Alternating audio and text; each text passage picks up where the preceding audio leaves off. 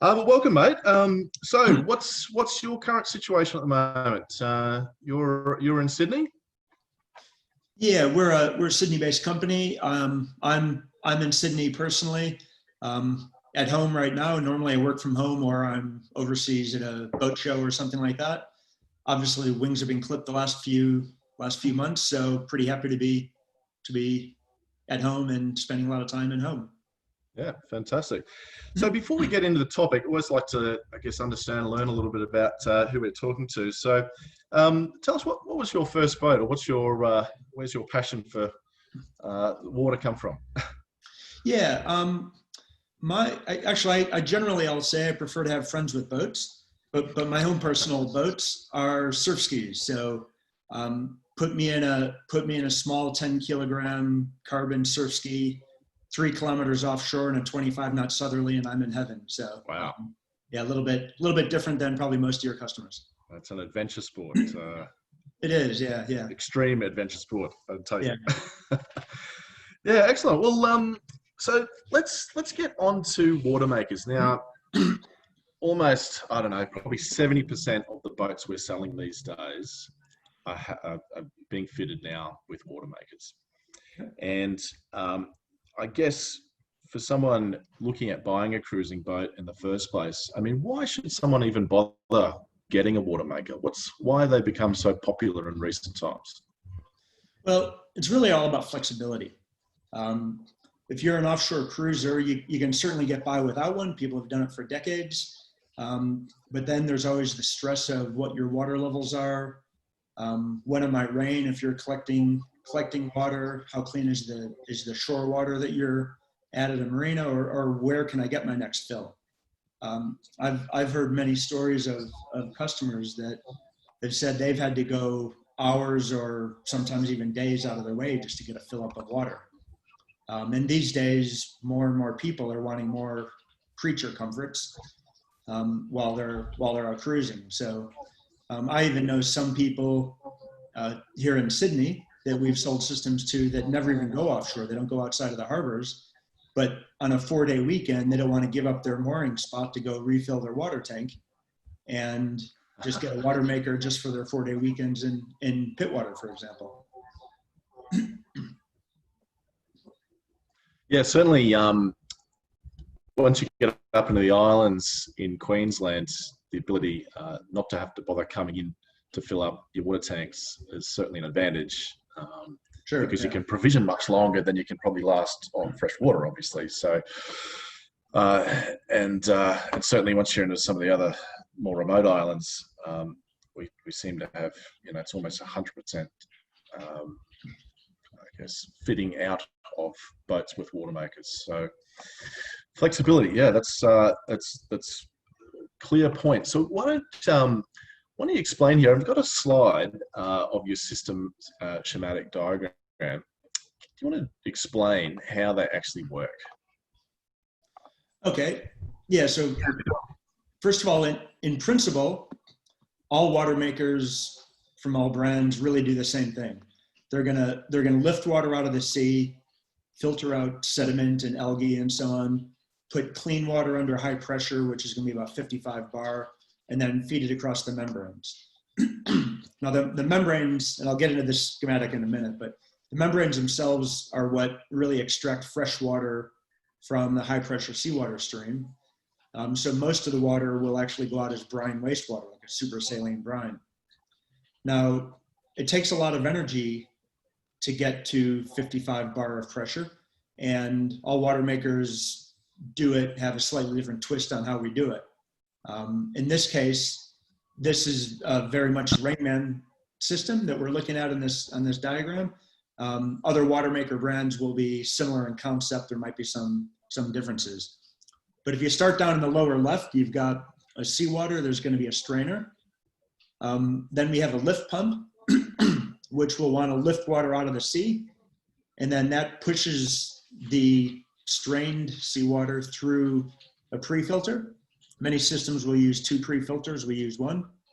But the key is we need to filter it down to 5 microns. So there's no particulates that are getting through, messing up the pumps or the membranes. And For that, for our systems, we use a piston pump. So we need to feed that water then with positive pressure into a piston pump, which then puts it under high pressure, again, about 55 bar. You'll see down at the bottom, there's a relief valve. So if the system gets overpressured by accident or some obstruction, you don't want to be blowing up your system. So if it gets over about 63 bar, it'll have a relief valve and just recirculate the water. And then that water will go across to the membranes. We normally have a 2-membrane configuration that are plumbed in series. And we're effectively feeding a stream of filtered high pressure seawater across the membranes. And it goes through one membrane. We extract some fresh water out of that. Then the waste out of one membrane goes into the second membrane. And then we extract a little bit more water out of that. And then at the end of the system, we've got a pressure gauge and then a pressure control valve, which is really what's controlling the pressure of the overall system between the high pressure pump and the valves. That's what's keeping the membranes under pressure. And normally we'd expect about 80% of the water to go out as brine waste. So if seawater comes in at 3.5% salinity, the brine waste might be 4.2% salinity. So all the salt goes out as waste, but we pull about 20% of that fresh water out into your tank. And that's kind of the simple schematic of how the system works. Right. So only about 20% of the water that goes into the system comes out as fresh water. Yeah. So for example, we might be it might be up to 25%. So if our pump is drawing water at about 8 liters a minute, you might get 2 liters a minute of product water, and then 6 liters a minute is going out as wastewater. Right. And these membranes, I mean, what are they actually made of? What are they actually doing? They're like a polymer film. If you took a membrane and cut it or opened it up, it would look a bit like a rolled up newspaper. It's like a big envelope with a spacing between so water can get through. And effectively each membrane, and you're testing my memory on this one, but I think it's about like 1.5 meters of surface area on one of those rolled up 40-inch membranes. Right. So yeah, so it's it's not quite as simple as a filter, but most people think of it as just a very, very fine filter that it takes high pressure to push the water through. So if you look at the slide that you just put up, that's what a membrane conceptually is looking like. So we have high pressure filtered seawater coming in one side. You can see the little orange and yellow blobs and particulates and bacteria and so on in concept. And we're effectively forcing the water at high pressure across a membrane. So different than like a pre-filter, or what normal people think of as a pre-filter, where a pre-filter, you push all the water through the filter, and then everything you're filtering out just gets captured on it. When it gets dirty, you change it, you throw it out and change it. So the membrane is different because 80% of the water is flowing past the membrane. It's all the salt and bacteria and viruses and so on are just effectively washing out as brine. And you think of it more as we're extracting fresh water from that stream rather than filtering it out. So what that means from a membrane standpoint is they're self-cleaning. The salts and metals and so on just wash right overboard, and you don't need to change the membrane as often as you would a pre-filter, for example. Right. And so the water quality, I mean, obviously it's there to drink, but is it as good as water you'd expect out of a tap, at home? Most people would find it to be better than water out of a tap. What we're going to be doing Really? is because it's filtering everything out, all the metals, and it's almost like distilled water. To be honest with you, I don't like the taste of the water because it has no taste. It's like I say, it's not too different than drinking distilled water. Makes your ice cubes in your gin and tonics look very, very clear because you don't get that haze. But normally, and I think there's another slide you guys might have. Normally, that one, yep. Normally, you would have your bacteria and viruses and salts and metals and so on. But the bacteria and viruses would be between like 0.01 and 10 microns in size. Salts and metals are down at like 0.001. And so if we're looking at the membrane as filtering, we're effectively filtering down to 0.0001 microns in size. So if you're getting rid of the salts and metals, we're also getting rid of all the biologicals. So the water would be typically, you look at measurements of this, you look at total dissolved solids, which is TDS. The unit of measurement is typically parts per million, or ppm. The World Health Organization, excuse me, the World Health Organization and another organization would say potable water would be between 500 and 1,000 parts per million. Typical water makers, depending on the type and how many membranes and the flow rate and your source water salinity and the temperature, but you'd certainly expect it to be below 400 parts per million, most of the time below 300, many times below 200. But as long as you're below, the 400 is for a new system, you're probably okay. Typically what's going to happen then, as your membranes age, the TDS is going to be increasing over years, and you might be changing your membrane when it gets to 700 or 800 parts per million. Right. So not only are you removing salts and metals, but viruses and diseases like Giardia and so on are actually being filtered out of the water as well. Yeah, certainly. So we know if we're pulling the salt out of your system, then all the bacteria and viruses are being pulled out as well.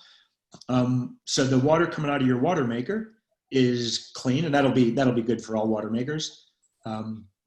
Will be clean. That's going into your tank. What we can't control is we don't know what might be growing in your tank. So Sure. You do still need to consider purity of water in your tank. People can put additives in, like a chlorine kind of additive, to prevent critters from growing. There's also, it would be prudent to put in a point of use filtration, like a UV or a seagull filter, if any bacteria or viruses are growing in your tank. Sure. But for people that are cruising in, I don't know, parts of Asia where water quality is not great, even Sydney Harbour where, upstream water quality is questionable. Should they feel safe drinking that water once it's gone through the system? Yeah, one common rule of thumb we use is if you'd swim in the water, you can make water in it. Sure. The things that could damage your membranes, probably the biggest thing to worry about in those kinds of areas would be like petrochemical. Yep. The nice thing is that if there's petrochemical that'll float and you're pulling water from below, having said that, I wouldn't be making water, just it's kind of all a little bit too close. But I think if there's a lot of people worry about the water quality, if there's other people that, just dirty water, toilets being emptied and things like that. The key is that it just means if you're in dirty water or leaving up Sydney Harbor, you're going to have your pre-filter gets changed more often. Yep. So, for example, a pre-filter might be, we've had a system running all day up a harbor at a boat show one time in Sydney, and the pre-filter needed to be changed after 1 day of use. Right. If you're off at Lizard Island, off in the tropics, you might get 50, 100 hours of use out of the pre-filter. So most of that's going to come out with the pre-filter. Any biologicals that get through are going to get pulled out in the RO side of things. Okay, so we've had a quick question come in here from Michael, and I'll encourage other people to make questions. If we can't answer them now, we'll answer them towards the end. Yep. What about estuary systems? So, obviously up in Queensland, there's a lot of estuaries and mangrove systems where cruising yachties end up parked for periods of time. And maybe you don't want to go swimming in some of those locations. Is it safe to use that?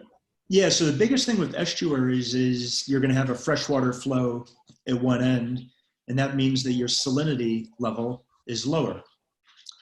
So if, for example, seawater might be 35,000 parts per million, you go up an estuary, it might go down to 30, 20, 15, might even be freshwater. So what happens there from the watermaker standpoint is your output increases because the water kind of gets through the membranes a bit easier, right, which is good up to a point.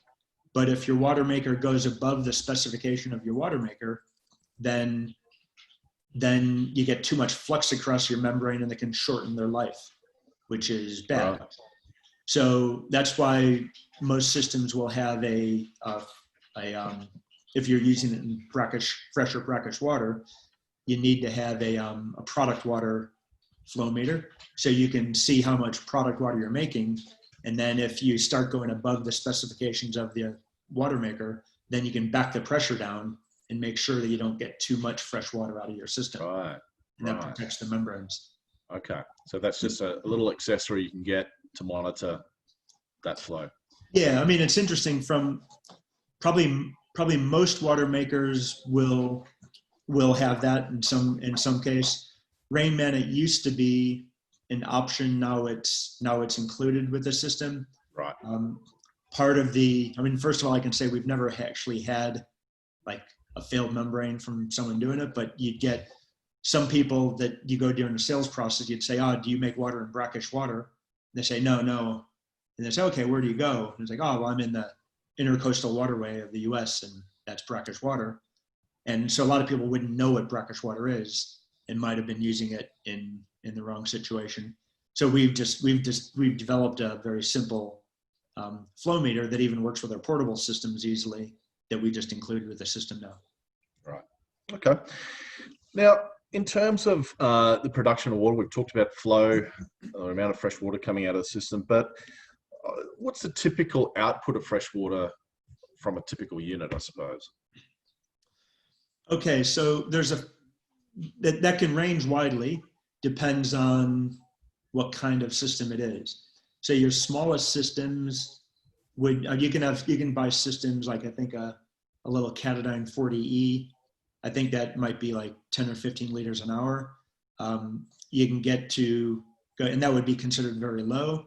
You can get to systems that would be usually 12 volt systems would be 30 liters an hour, kind of in the low end, 50 or 60 liters an hour for maybe a little bit better on a 12 volt system. When you get into the AC systems, and I know you're going to ask about the power a little bit later, but if you get to 80 to 100 liters an hour, that's getting pretty good.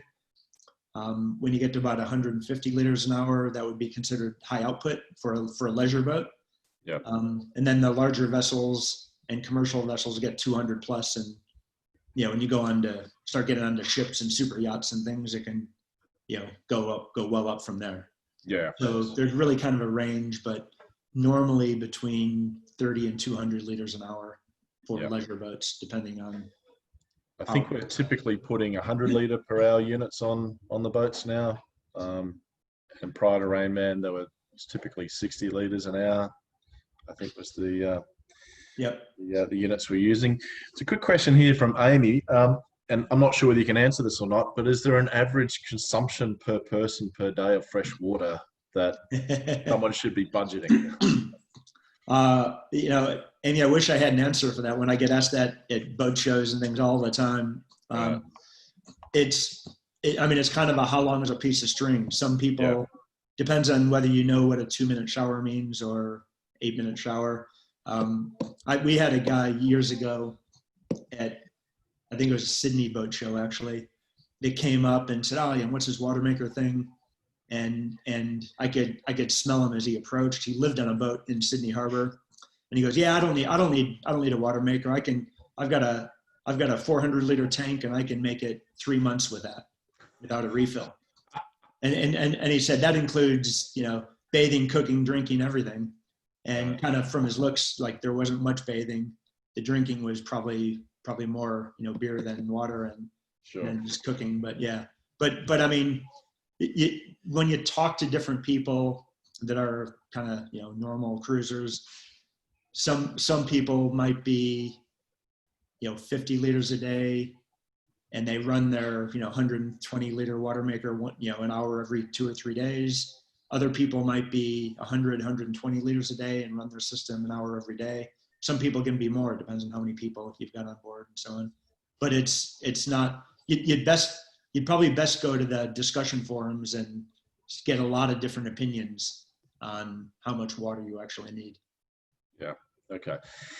But for I don't know, what's the most common sort of unit you're seeing being installed on a average cruising boat for a couple or a family? Well, from our standpoint, we're certainly seeing, like we've been around 6 years, right? We've certainly seen a shift towards more and more people having generators and inverters on board. It was never uncommon in Australia, but even in Europe, we're starting to see kind of more shift towards higher power. It's more appliances in general. Yep. With the Rainman system, I would say, I don't have the exact numbers, but I'd say 70% of all systems we sell would be the AC powered with the high output double membrane configuration. Right. And then the other 30% is split between, the smaller membranes, the 12 volt, the petrol, the other options. Other brands that focus on 12 volt, will obviously have, different kind of specs on their most common sales. But for our kind of system, our real strength is the AC unit. All right. Well, we'll come back to, I guess, the appropriate unit for the power supply and power consumption, all that stuff, because I think that's really the thing to touch on. But I've got a slide here that just shows the 2 different common setups, at least for the Rainman system being installed on a boat. Do you want to just walk us through that real quick? Yeah. So with our system, we were originally built our reputation on the portable watermaker, the little watermaker in a pretty blue box. Looks like a Honda generator, but it's blue. And that's historically what we had done. Over the years, we found that people were actually just installing their system, and it becomes a simple 2-box installation if you wanted to do that. Then a year ago, maybe a year and a half ago, we launched what we call Rainman Naked, which is the same exact internals, so the same performance, water quality, output, power consumption, and everything, just as a kind of a minimum footprint installation. And then we've developed an easy mounting bracket to make the physical installation very easy. But if you look at on the left side there, conceptual portable system, you just throw a couple of hoses overboard. So you've got an intake hose you throw overboard with a strainer on it, a high pressure hose between the 2 boxes, a white hose goes into your tank, and a green hose goes off as waste. Then if you're going to install the system, and this is the simplest of installations, on the right, you would have all the same concepts, but you need to have a couple of 3-way valves to be able to do your freshwater flushing and be able to test your water before you put it into their tank and so on. Yep. Now there's other variations you can do to kind of partially install the system or add an auto flush and things like that. But this is the most simple of the systems. Sure. Yeah, and we seem to see both on the boats that we're selling. I think the portable unit's fantastic for the likes of charter vessels, where they may not want the unit on there all the time, and they can keep it in a garage or storage and just take it on when they want to do a trip themselves offshore for a while. Yep. But yeah, it'd be worth commenting too that even when people want to install their Rainman system, many people will still buy the version in the case. even though they have every intention of installing it. Just kind of makes it easier to bring with you if you upgrade your boat or take it off, or, you know, or just if there's service, you can pull it off easier. So you can still very easily install the version in the blue case. Right. Okay. We've got a couple of photos here that were sent through from Brett Swan, who installs the watermakers on the boats up in Queensland. And this is, I believe, on a Seawind 1260, I think, maybe an 1160. And so we're looking here underneath, on the left-hand side, underneath the bathroom floor that you can lift up. And that looks like a membrane. What is that there? Actually? Yeah, that would be a membrane that we're looking at. That looks like a single membrane, so that's probably installed as one of our 12-volt systems, which is compatible only with a single membrane. Yeah. And then a pre-filter that's the 2 filters on the right side. My guess is that Brett Swan's install. My guess is one's it says freshwater flush. Yeah. So that would be probably a 12-volt system with an auto flush. Right. Installed. So one membrane's for the pre-filter to filter out the seawater. The other one's a carbon filter to neutralize chlorine coming out of your tank when you freshwater flush the unit. Yep. Yep. Okay. So these are just in sort of little hidden cavities on the boat. I think that is underneath the sink, the vanity sink unit in the bathroom on the Seawind there. And then we've got, I believe, what are we looking at here? This is under the floorboards of it. There's an 1160 to the left, and maybe it's 1160 on the right as well, I think. So just want to run us through what these units are. Yeah, so that one on the left, I can tell from the motor, because the motor is white and has a capacitor box, is the AC naked system. Mm-hmm. Again, the membranes, that's probably attached with a double membrane system somewhere. The photo on the right is a 12-volt naked system mounted in, and I'm not sure if those photos go with the previous ones, but so that's just, those are both Rainman naked systems that Brett has a preference for the naked systems, I know, because we send a lot of them up to him. Yeah. In fact, I think this is an 1160 light because there's no diesel tank there, so that's a cavity that they've optimized for the pump. And on the right, I believe that's probably a 1260, because I can see the diesel motor underneath it there, and a little shelf, and we've got the hot water heat exchange through there. So a couple of different boats and different systems to go with them. Yep. Now we've got move on to, I guess, power consumption, and I guess the right sort of system for the right sort of boat. You want to, I guess, give us some recommendations, and particularly we've got boats that have, outboard motors with lots of solar panels and not a huge amount of backup for power supply. And then we've got through to other boats like 1260s that got the diesel motors and even backup generators and so on. So what would you be recommending from one to the other? Well, I mean, if I'll talk through the different, I just put 5 main categories of what the power source is here. First of all, the AC system. And this is a very, very, very highly simplified kind of thing. If you're looking at buying a watermaker aftermarket, you certainly want to do a lot more homework, talk to other folks, talk to our competitors, because they're going to have a different slant on some of these things. But in general, our views are that the AC watermaker, the main benefit is just a lot of water. Make your water quickly and be done with it, and then get back to enjoying your trip. Right. The con is that you need to have a generator, inverter, it just uses more power. Then in the DC systems, I broke that into 2 categories. One is an energy recovery system, which would be similar to like a Spectra or a Ecosystems out of Spain or something. There's a few of them around. They're going to have by far the best efficiency in terms of water per amp hour, liters per amp hour, I guess. The con is that it's a very complex pump, which has maintenance issues that, some people are happy with. There's thousands and thousands of these systems around the world running very successfully. We decided to go the simpler route. So Rainman DC systems have no energy recovery. We keep a simple pump. So it's it's very similar pump to the one that we use in our AC unit, which is a bit of uses a lot more energy.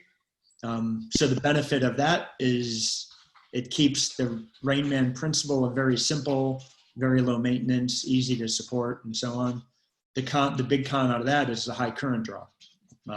So it'll use double or maybe a little bit more than double the current of an energy recovery system for a given value of water. Another one that people ask about, we don't really want much to do with this, but is like a shaft drive off the motor. The benefit of that is, from the physics standpoint, you look at it, it just makes so much sense. Just draw a little power off the shaft for what's not really that much that a water maker needs.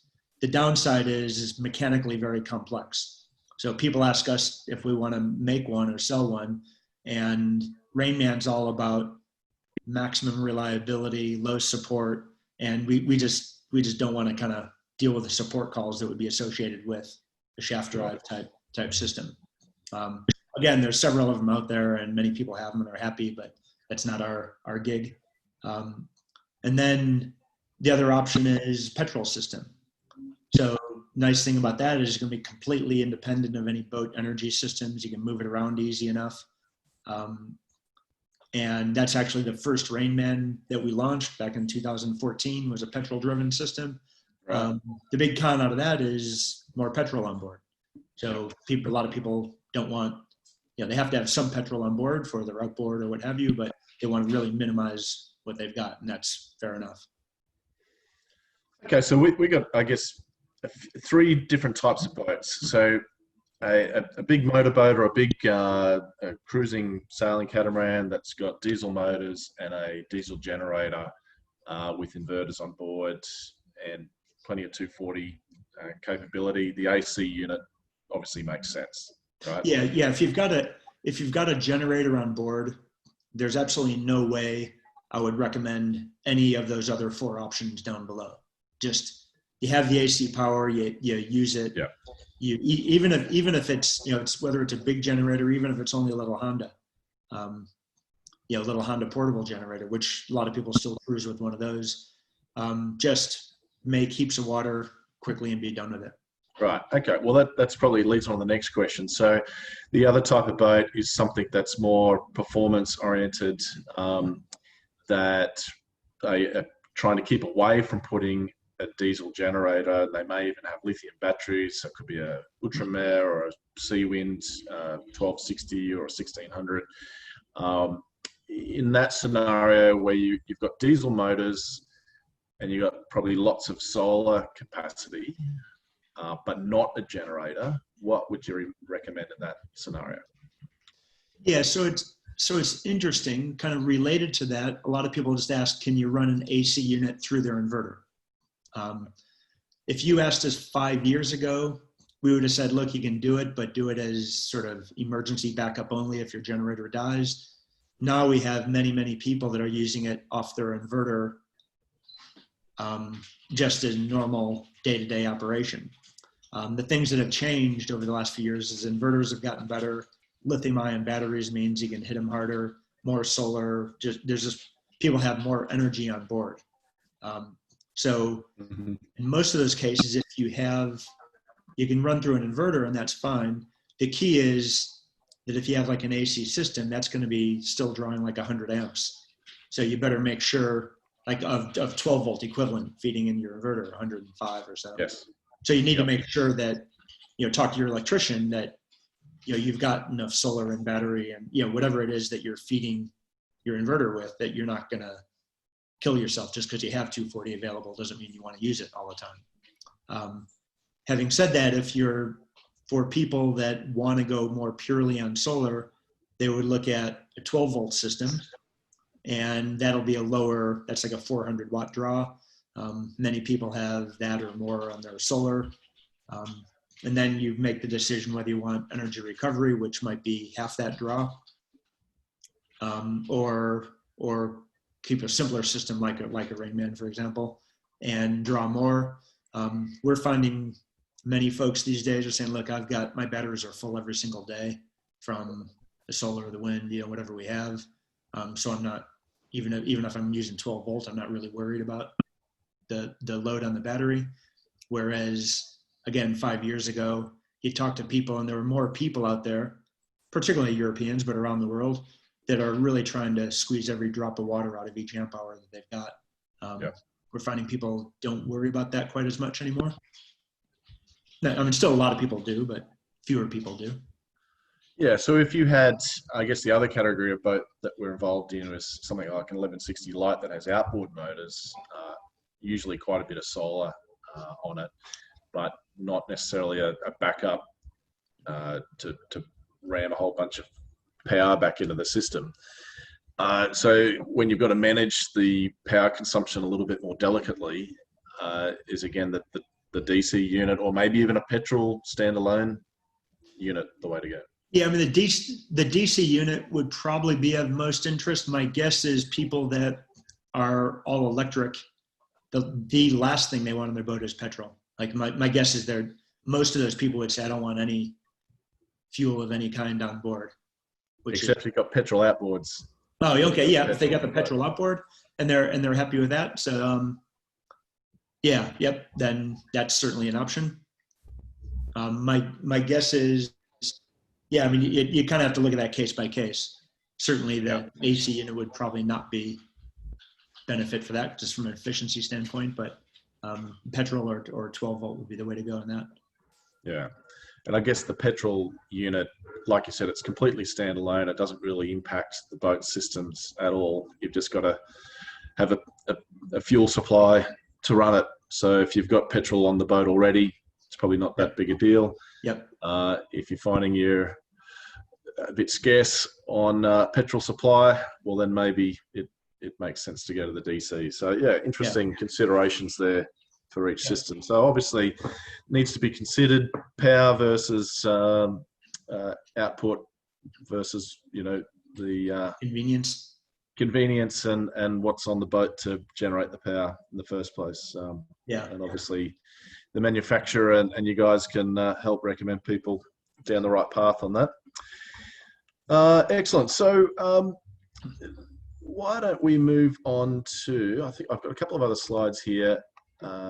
We've just got a quick one on your auto flush system. Do you want to just run us over that real quick?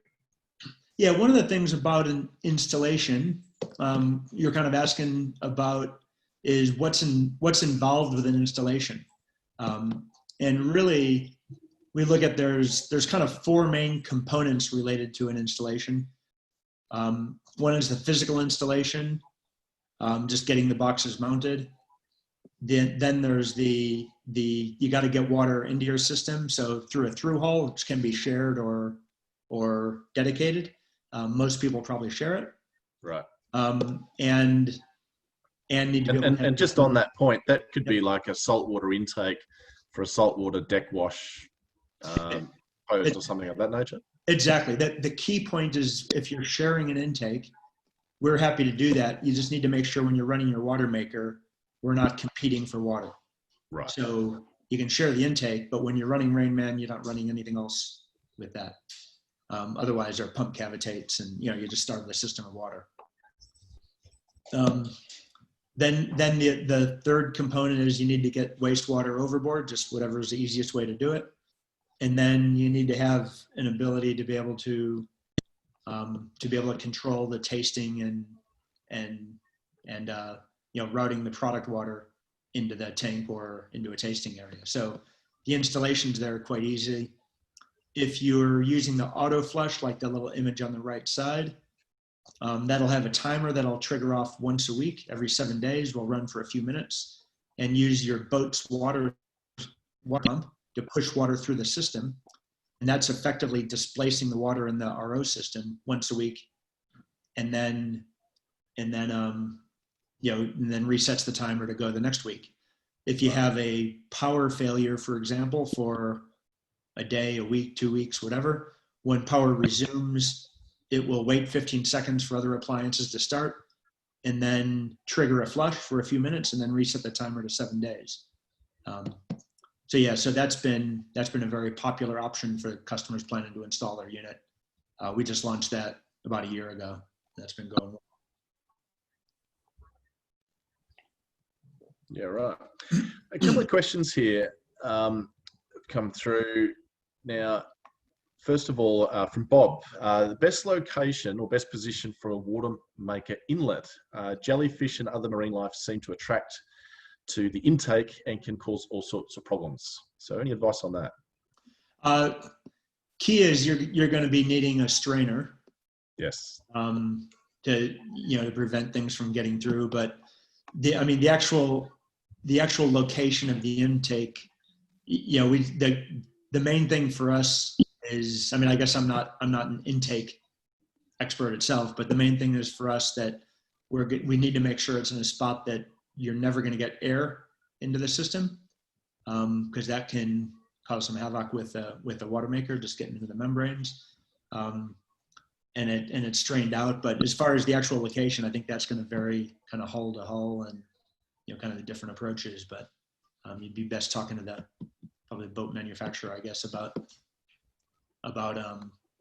where the best place is for the intake. Yeah, sure. Excellent. And there's another question here from John. How long can the high pressure hose be? With our system, standard is a 5-meter hose between the RO membranes and the high pressure pump. If people do need it longer, we can deliver one at 10 meters or they can get custom made. We actually have a little fitting that allows you to kind of shorten hoses if you want. That's just it's a no crimping type fitting. But yeah, for most people, a 5-meter hose is standard. So we get our hoses made like 1,000 at a time. And I'd say 99% of people will be happy with a 5-meter hose. On rare occasions, if they need 10 meters, we can do that. We just need to know ahead of time on the order to put the right size hose in. Mm-hmm. Okay, excellent. Now on to maintenance. I think we've got a little table here showing key maintenance items. So maybe you take us over that real quick, and I do have some questions on this. So okay, yep. Dive into maintenance. So with maintenance, most water makers are going to have similar kinds of concepts. Some of the numbers might be a little different. You get some of your more automated systems, and they might have different types of things. But I'll go through this for kind of Rainman. Is you've got pre-filters. Basically, change your pre-filter, standard non-proprietary kind of thing. Might be between 5 and 50 hours of use, depending on how clean your source water is. If it's very clean, you'll get over 50 hours. The flushing and pickling of your membranes. So this is the main thing that's going to preserve the longevity of your system, is making sure that you don't leave seawater rotting in your membranes. So salt water itself won't really damage the membranes, but the microorganisms in the water dying, rotting in an anaerobic environment will shorten the life of the membranes. So this may be automated. Some manufacturers say do it every 5 days. We say 7 days, but it's kind of similar. If you're manually doing it, you may want to pickle the membranes. Some people hear about the term pickling the membranes and it makes it sound like it's a big chemistry project, but really it's just getting a bucket of fresh water and adding in a few tablespoons of a biocide and pushing that through the system. So it's really no science project. It's very easy. So this would normally be done either when you're finished making water, or if you're going to let it sit for more than a few days. If you pickle the membranes, you can store the system 6 to 12 months between uses.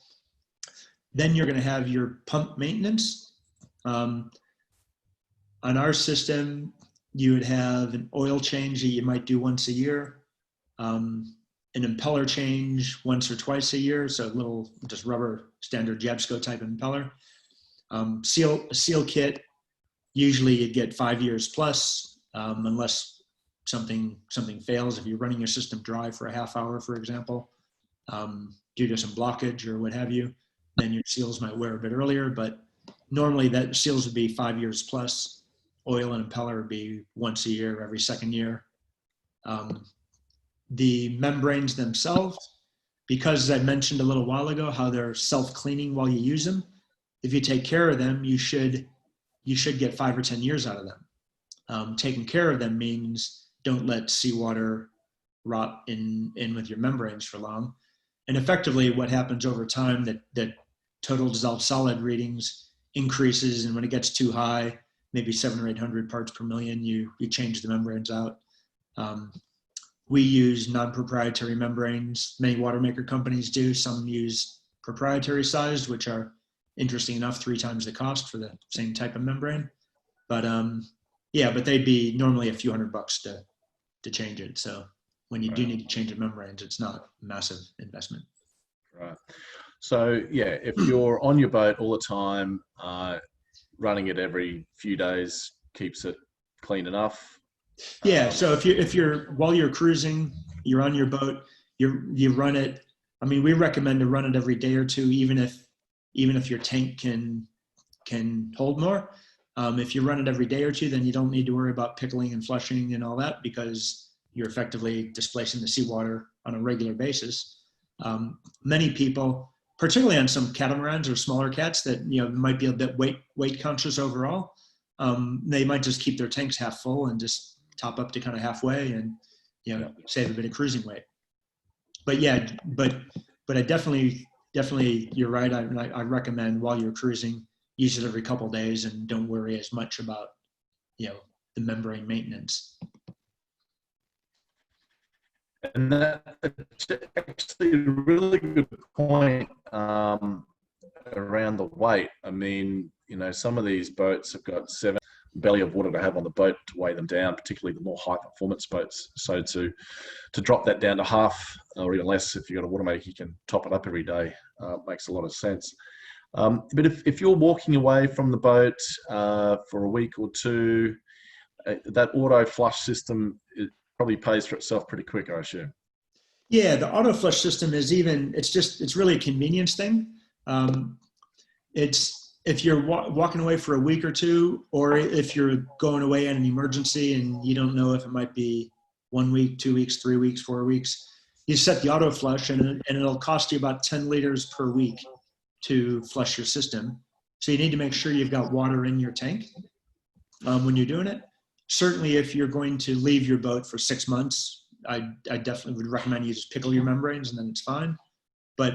Or if you're cruising and you maybe only make your water every couple weeks or week and a half, and you can just set the auto flush on.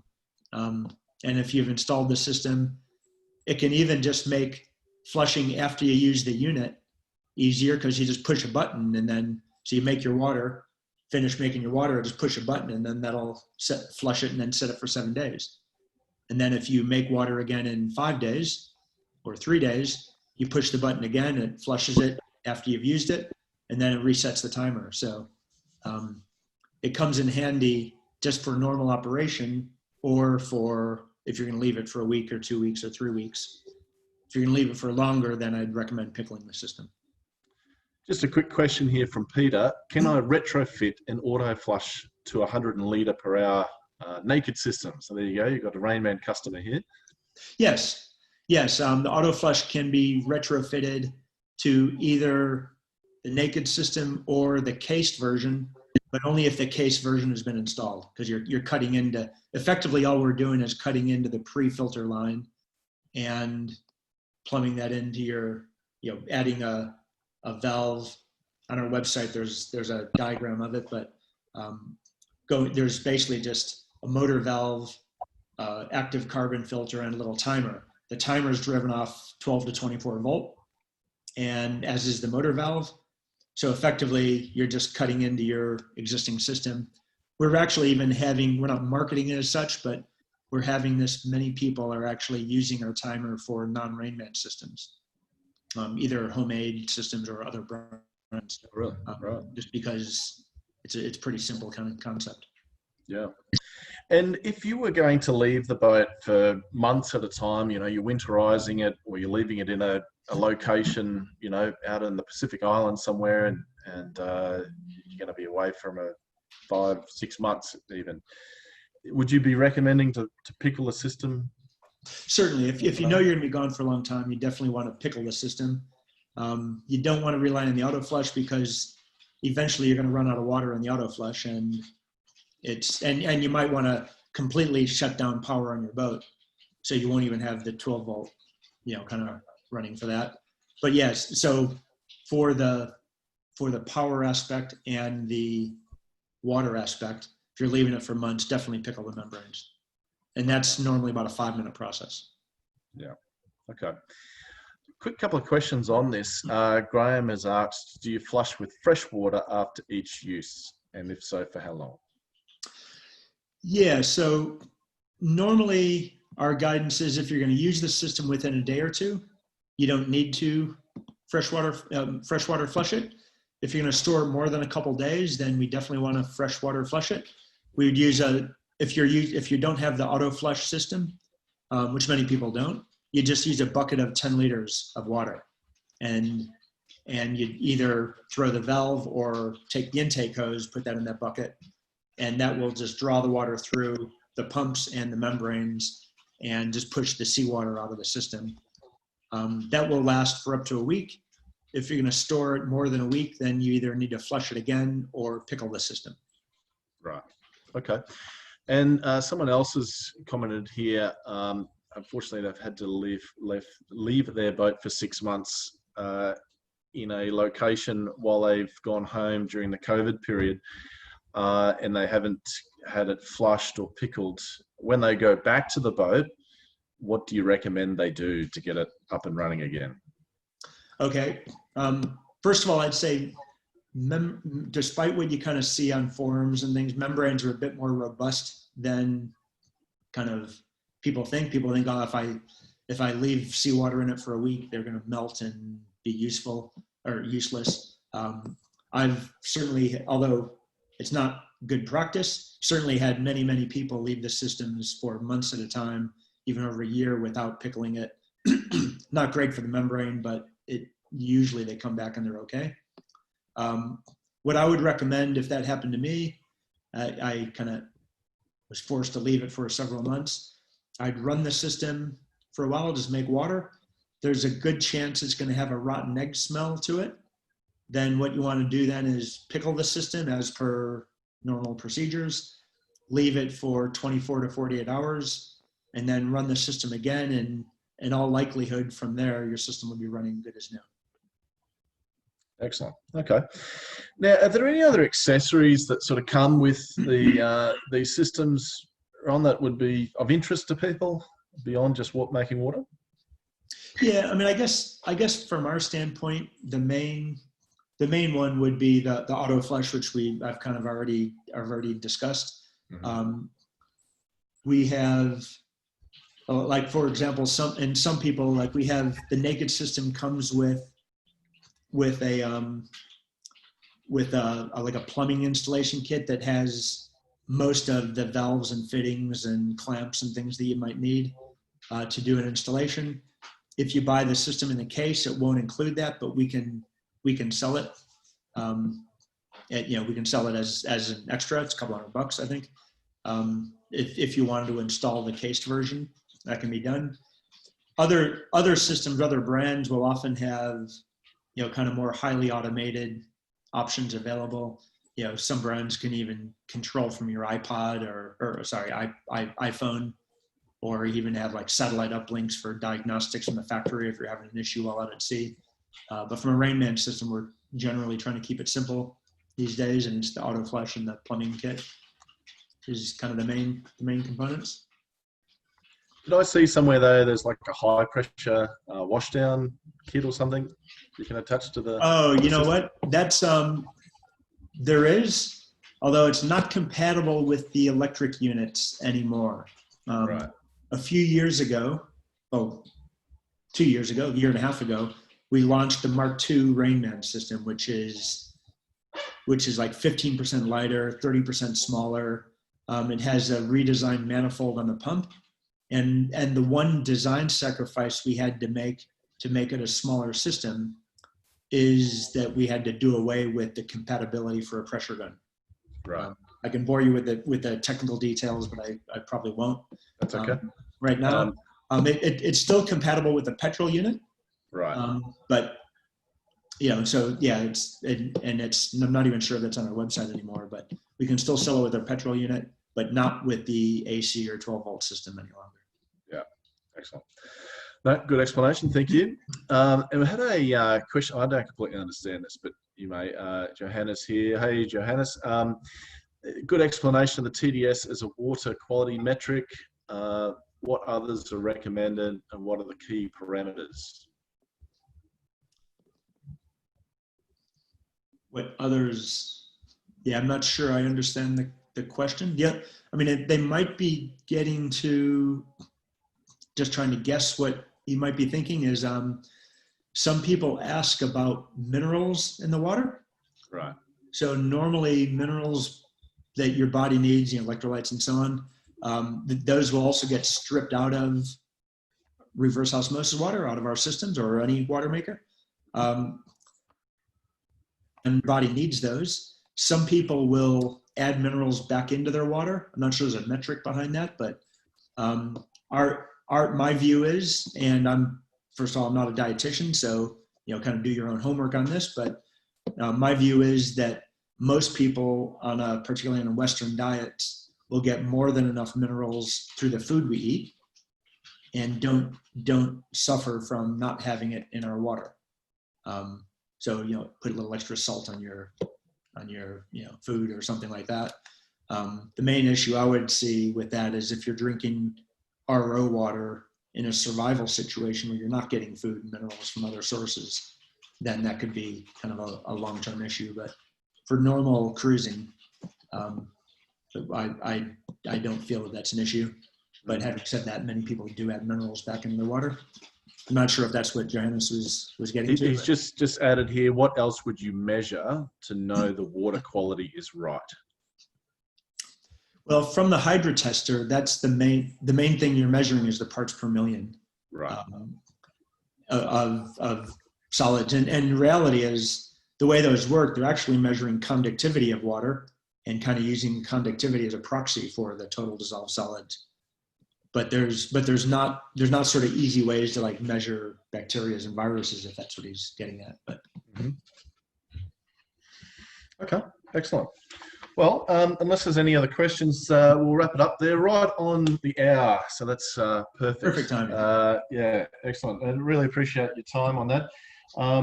So we at Multi-Oil Central, we help distribute these because we have so many customers buying the Rainman units now. So if you'd like to learn more and pricing and so on, get in touch with us, particularly with Brett Hodder here in our Sydney office, who sets them up with many of our customers' boats, new and existing, and along with the other accessories and so on. So get in touch, and if you're just joining in on this for the first time today, we've got a whole series of these interviews that we've got on our YouTube channel and also on our website. I think I don't know how many weeks we're into it, but we've been running it since COVID locked us all down, and some really good content there. So, but thank you, Ron, for joining us today. I really appreciate it. And before we go, actually, I've got one last question here. If you use a Himalayan salt, will you be getting every known element in that? I'm not sure what that means. Anyway, we might leave it there. But before we move on, what's next on your bucket list once we're allowed to get out of here, Ron? Well, the next thing on my list, if we're allowed to get out, is kind of a bunch of customers and trade shows to go visit that I haven't been able to see for a while. But in terms of fun trips, I mean, I'm talking to a few folks that are cooking up a downwind paddling trip to the Abrolhos Islands out in WA. So for some pretty wild conditions out that way, and on a liveaboard trip. But we'll see if that happens. Fantastic. All right. Well, thanks again for the time, and we'll see you out there soon, we hope. Yeah, thanks. Appreciate the opportunity. No worries. Bye-bye. Bye-bye.